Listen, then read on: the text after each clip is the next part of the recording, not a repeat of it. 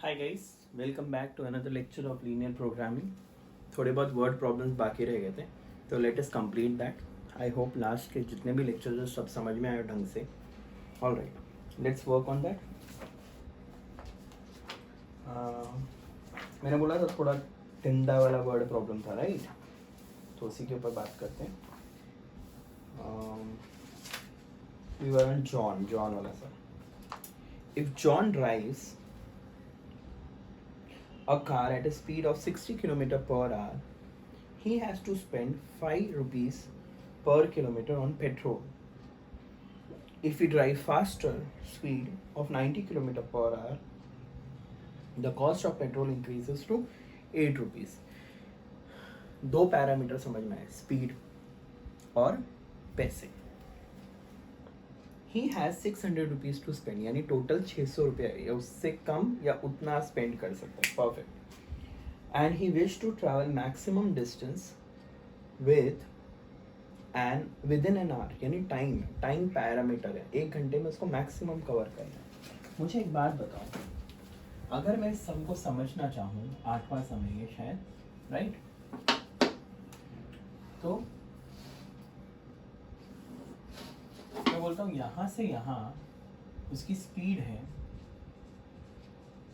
60 kilometer per hour, और from B to C it is, यानी अगर मैं बोलता ए और बी है, खाली समझ रहे सबको, 90 kilometre per our.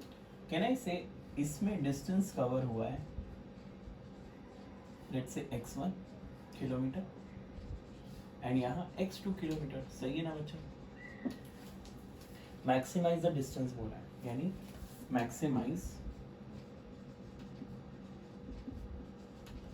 z is equal to x1 plus x2। आपको सबको समझ में आया होगा, z is equal to x1 plus x2। अच्छा, टाइम क्या होता है? स्पीड क्या होता है? Distance upon time. तो टाइम क्या होगा? Distance upon speed, right? So can I से इसका टाइम होगा x1 अपॉन 60 और इसका होगा, यानी time will be x2 upon 90 and total time is 1 hour. तो पहला पैरामीटर, इस स्पीड पे स्पेंड करेगा ₹5 ऑन पेट्रोल एंड दूसरे की स्पीड पे करेगा ₹8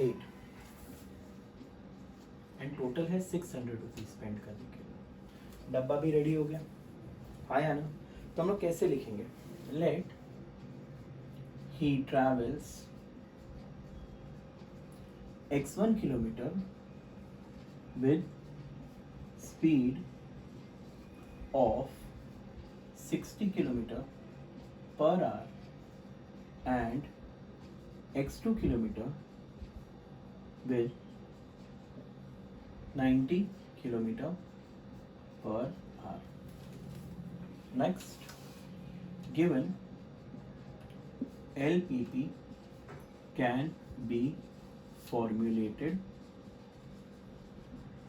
as maximize z is equal to x1 plus x2 subject to constraints। दो कंस्ट्रेंट है, एक पैसा और एक टाइम। तो टाइम क्या है? x1 upon 60, x2 upon 90 less than equal to 1, okay? And then 5x1 plus 8x2 less than equal to 600। x1 greater than equal to 0, x2। आपको समझ में आ गया होगा क्या किया हम लोगों ने? टेबल बन गया।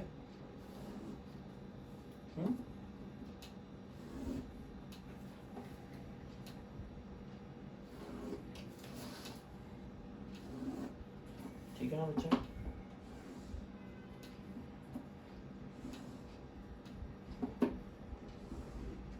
और यहाँ distance,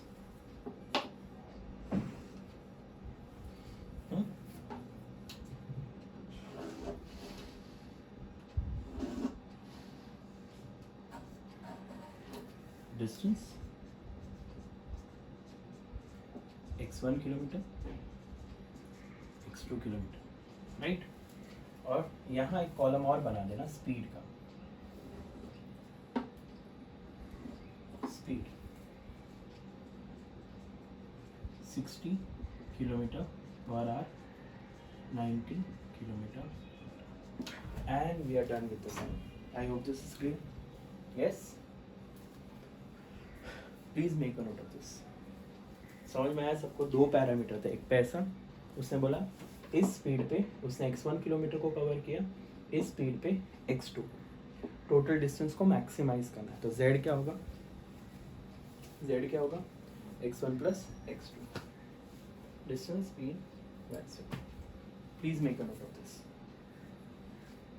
I don't think so बच्चों डिफिकल्ट है, दिमाग में डिफिकल्टी है बस, और कुछ नहीं।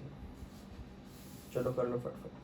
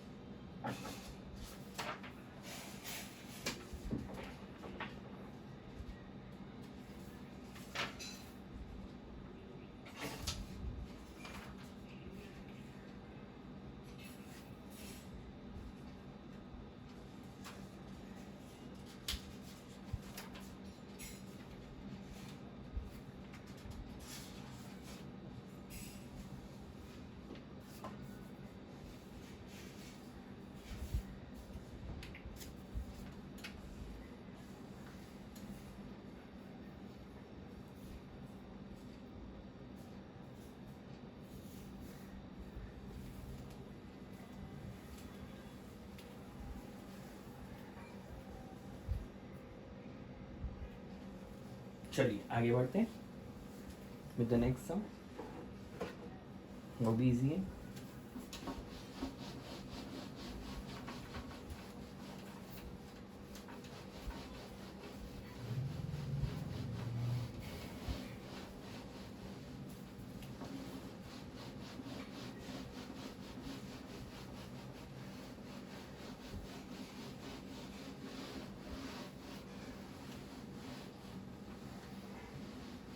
चलिए ध्यान दो। सम number 9, a company makes concrete bricks made up of cement and sand.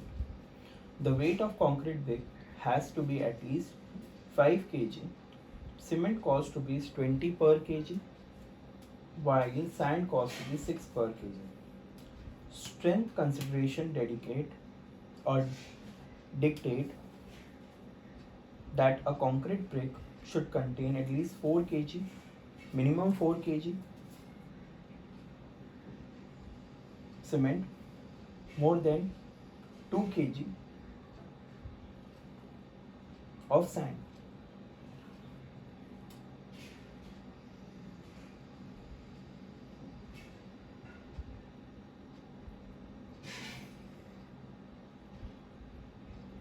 For an LPP, okay थोड़ा सा कंफ्यूजिंग है पर देखते हैं, हो जाएगा। वर्ड एटलीस्ट आया, तो मैं क्या करता हूँ, let the company use x1 kg of cement and x2 kg of sand to make a concrete brick, यानी एक ब्रिक बनाने के लिए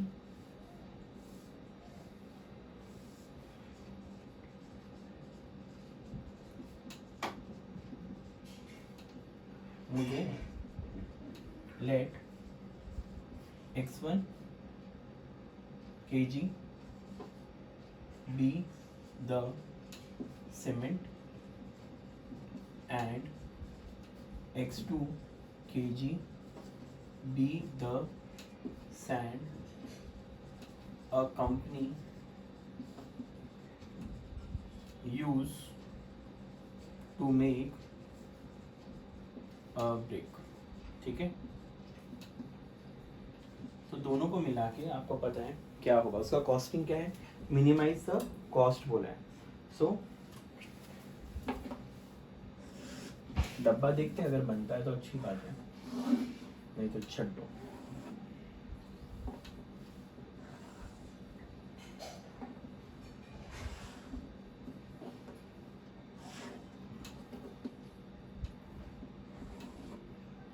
चलिए ट्राई करता हूँ मैं. सीमेंट,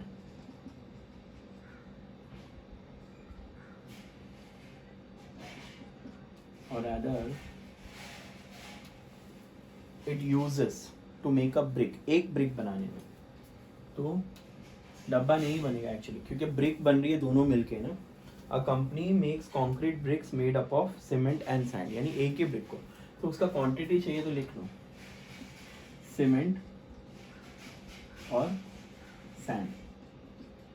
तो let's say x1 be the kg of cement and x2 be the kg of sand quantity. ठीक है, और टोटल कितना चाहिए, 5 kg. कोई दिक्कत, एटलीस्ट 5 kg तो होना चाहिए. सीमेंट थोड़ा यानी वो ब्रिक थोड़ा ऊपर नीचे हो सकता है. सो तो पहला कंस्ट्रेंट समझ में आया आपको, सब्जेक्ट टू कंस्ट्रेंट्स. पहला कंस्ट्रेंट समझ में आया, x1 plus x2 greater than equal to 5. I hope this is clear. Minimize the cost. Z is equal to, अच्छा सैंड का कॉस्ट और इसका कॉस्ट 20 रुपीज सीमेंट है, रुपीज कॉस्ट, और 6 रुपीज सैंड है. तो 20x1 plus 6x2. I hope this is clear. Yes? है ना. अब नेक्स्ट उससे क्या बोला है, considering dictate the concrete brick should contain minimum of 4 kg of cement and not more than, minimum of 4 kg of cement and not more than 2 kg of sand. यानी individual parameters ये 4 kg of cement and 2 kg of, यानी minimum, और ये not more than. So can I say minimum cement is 4 kg. इसका मतलब x1 greater than equal to 0, sorry x1 greater than equal to 4 and not more than 2 kg of cement, यानी cement will be x2 less than equal to 2. I hope you are understood. 2 से कम, sand उतना ही होना चाहिए, sorry not more than 2 kg of sand. Sand कितना होना चाहिए, 2 kg से कम, और सीमेंट मिनिमम तो 4 kg चाहिए. ये दोनों को मिला के ब्रिक बनाना है. तो इसका मतलब ये दोनों ऐड हो जाएंगे, x1 greater than equal to 4, x2 less than equal to 2, और लास्ट में Rahu Ketu. And we are done with the sum. I hope this is clear. बच्चों क्वेश्चन का मतलब ये है कि एक ब्रिक फॉर्म करने के लिए टोटल क्या होना चाहिए, सीमेंट और सैंड से बनना चाहिए 5 kg. मिनिमम सीमेंट कितना चाहिए, 4 kg, और सैंड उससे ज़्यादा नहीं होना चाहिए, 2 किलो से ऊपर सैंड नहीं होना चाहिए. 2 किलो तक यूज़ कर सकते हैं या उससे कम. तो ये इंडिविजुअल पैरामीटर्स हैं. आई होप दिस इज क्लियर बच्चों. इसका कॉस्टिंग, कॉस्ट को मिनिमाइज करना. ये किस चीज़ों से बना हुआ है, सीमेंट से और सैंड से. I hope this is clear. तो बस इसको अपने ओन वर्ड्स में लिख लो and the sum is over. I hope you understood guys. Brick बनाने के लिए दोनों को मिलके 5 किलो तो होना ही चाहिए, उससे ज़्यादा हुआ तो चलेगा, थोड़ा बहुत ऊपर नीचे चलता है. 4 किलो तो सीमेंट चाहिए, उससे ज़्यादा हुआ तो भी चलेगा. सैंड 2 किलो से ज़्यादा नहीं होना चाहिए. इस क्वेश्चन का मतलब ये है. चलो लिख लो.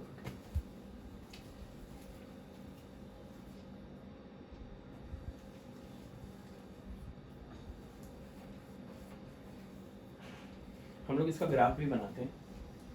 उन लोग ने बोला minimize the form the LPP for the cost to be minimum. अब हम लोग मिनिमाइज भी करके देखते हैं, पूरा ग्राफ करेंगे अपन इसका. अब अगर मैं बोलता हूँ मिनिमाइज द कॉस्ट, फॉर्मुलेट नहीं, मिनिमाइज द कॉस्ट, तो आगे बढ़ना पड़ेगा.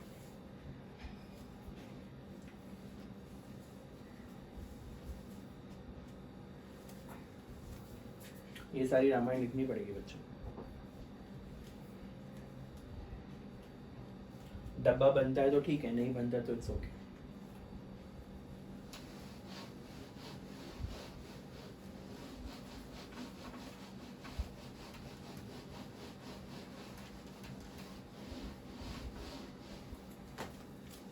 चलिए ग्राफ बनाए.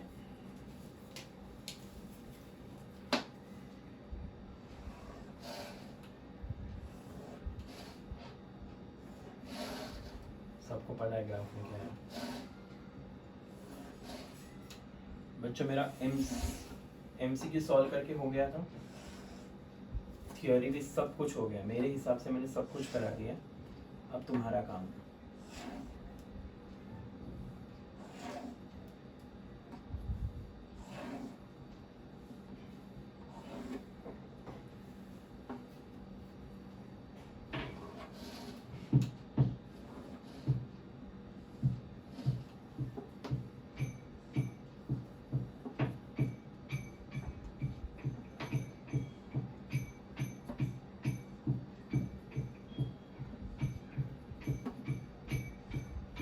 शुरू करें. इन इक्वेशंस corresponding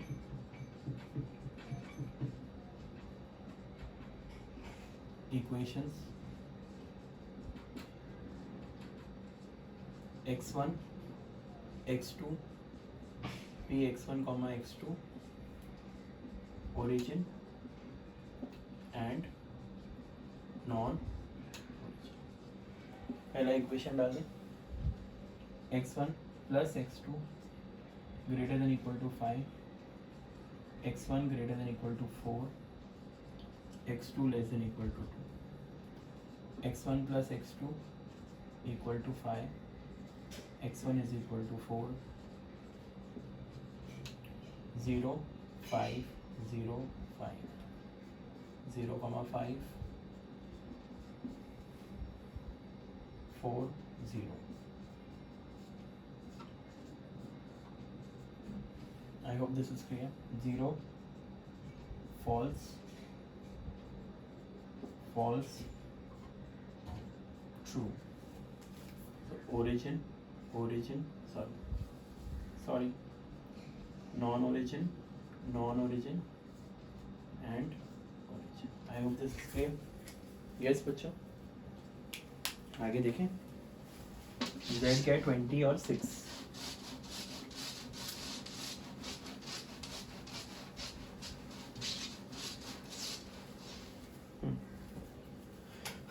प्लॉट करते हैं.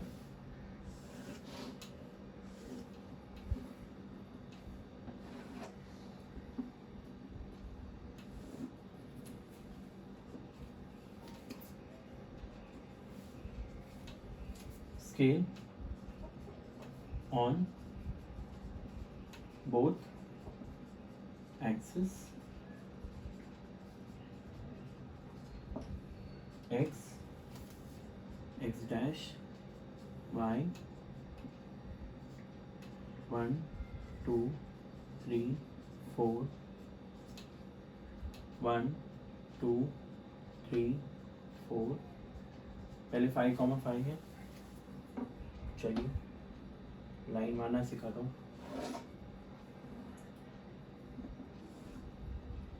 तो that is away from origin, right, ऊपर की तरफ. इक्वेशन क्या आएगा? x1 plus x2. अब ये क्या? 4,0 somewhere here.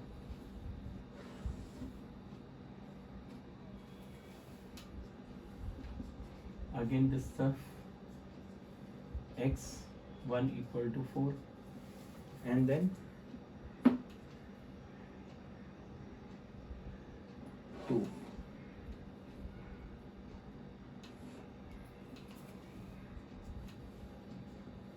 So x2 is equal to 2 towards origin. तो बच्चों ये मेरा फीसिबल रीजन होगा, है ना बच्चों। तो कितने पॉइंट्स आ रहे हैं, 1 2 3, बस 3 आ रहे हैं, सही है। So points z is equal to 20x1 plus, चलो पॉइंट्स को नंबरिंग दे दे, a b c। So what is a यानी ये और ये लाइन पास होगी ना, तो 2 और 4 बराबर दिख रहा है, यानी 4 2। b में ये और ये 4 और 1 आएगा, और c 5 और 0। आई होप दिस इज क्लियर। डाल दे इसमें वैल्यूज, 24 92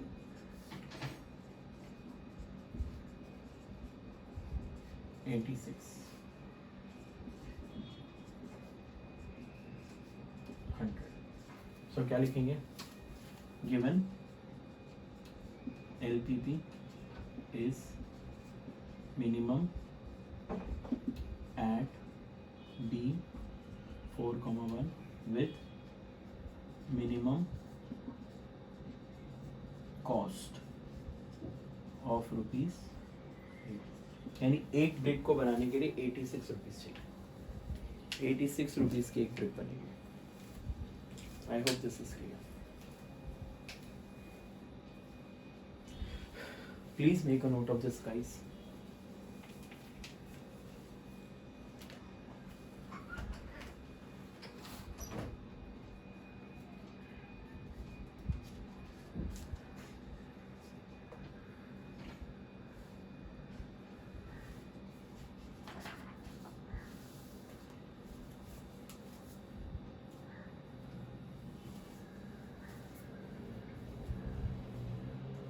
ये इसके पहले जो फॉर्मूलेट था ना, वहाँ सम खत्म हो गया था, ये मैं एक्स्ट्रा किया क्योंकि मिसलिनियस में ऐसे सम बहुत हैं जिसमें फॉर्मूलेट भी है और ग्राफ भी है, तो आपको दोनों करना पड़ेगा।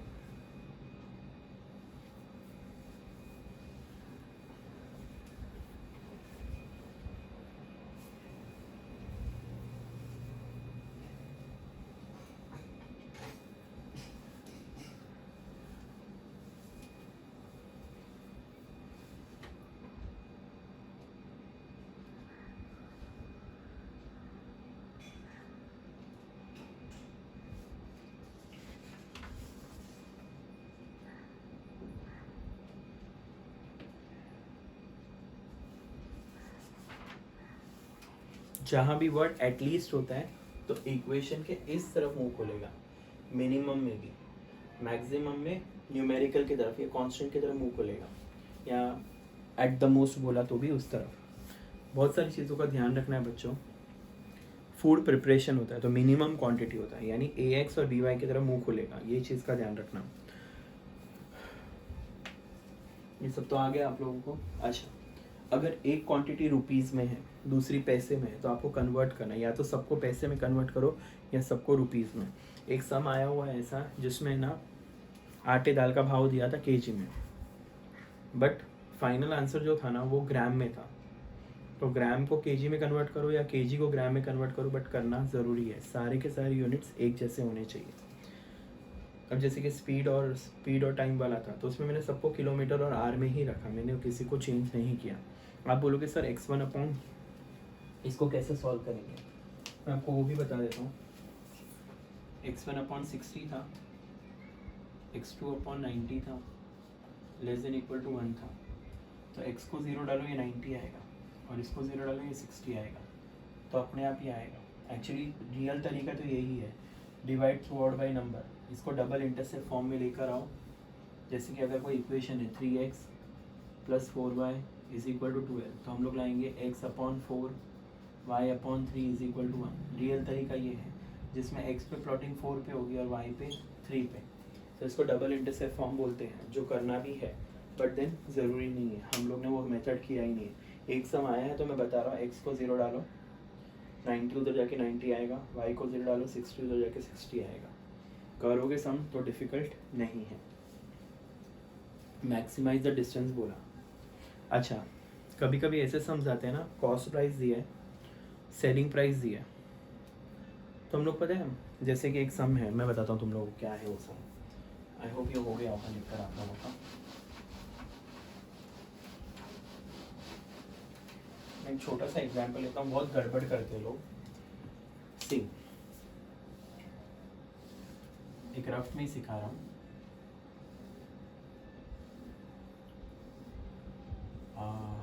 टीवी है एंड डीवीडी है, ठीक है, टीवी और डीवीडी अवेलेबल। उसके पास कॉस्ट प्राइस है टीवी का, लेट्स से 4500, और इसका है 6500, और इसके 1.5 लाख है। कितने हैं? 1.5 लाख, ठीक है। स्टोरेज, स्टोरेज क्या है, यानी X1 टीवी हुआ, X2, सो मैं ज़्यादा से ज़्यादा 200 आइटम स्टोर कर सकता हूँ। और सेलिंग प्राइस दिया है, सेलिंग प्राइस दिया है 6600, और ये 8000,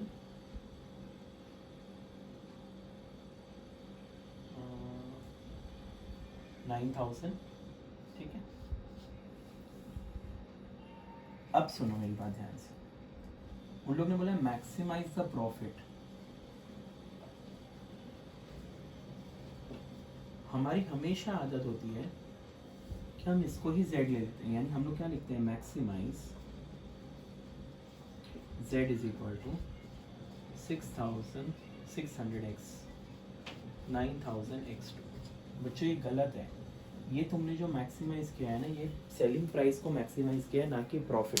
यानी इसका मतलब उन लोगों ने जो कंफ्यूज करने के लिए हम लोग को दिया था, इसमें आपको एक और कॉलम बनाना पड़ेगा जिसमें आपको लिखना पड़ेगा प्रॉफिट। और प्रॉफिट होता क्या है, selling price minus cost price. ये भी आपको मेंशन, अब इन दोनों को सब्ट्रैक्ट किया तो 2100, और इन दोनों को सब्ट्रैक्ट किया तो 2500। सो अब तुम्हारा मैक्सिमाइज होगा z is equal to 2100 x1 2500 x2 subject to constraints, subject to constraints. x1 plus x2 less than equal to 200। Storage 200 की है, अरे लोकल ट्रेन का कंपार्टमेंट नहीं है, चाहे कितने भी टूल्स लो, जितना स्टोरेज होगा शोरूम में उतना ही अच्छा लगेगा। फिर 4500 x1 6500 x2 less than equal to 1.5 lakh, और लास्ट में x1 greater than equal to 0, x2 greater than equal to. I hope this is clear. तो ये कंफ्यूज करने के लिए कभी कभी देंगे कॉस्ट प्राइस या सेलिंग प्राइस, हम लोग चुपचाप इसको x1 और x2 ले लेते हैं, जो कि गलत है।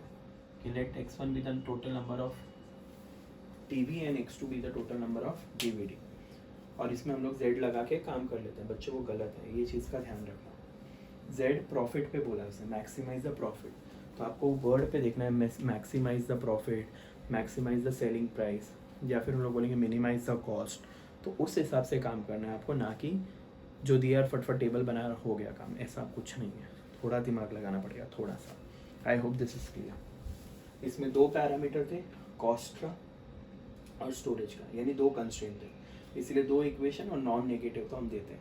टीवी टूट गया तो इसका मतलब ये नहीं बोलूँगा मेरे पास -1 टीवी है, टूट गया, वो काम का नहीं है मेरे लिए, तो मेरे पास 49 टीवी ही बचा out of 50। So this how it works. Please make a note of this sum as well, this an extra sum, तुम लोग को समझ में आ गया होगा। यहाँ तक डेटा, ये सब डेटा दिया था, ये नहीं दिया था जो हम लोग ने फाइंड किया। और यहाँ रुपीस, ठीक है, चलो।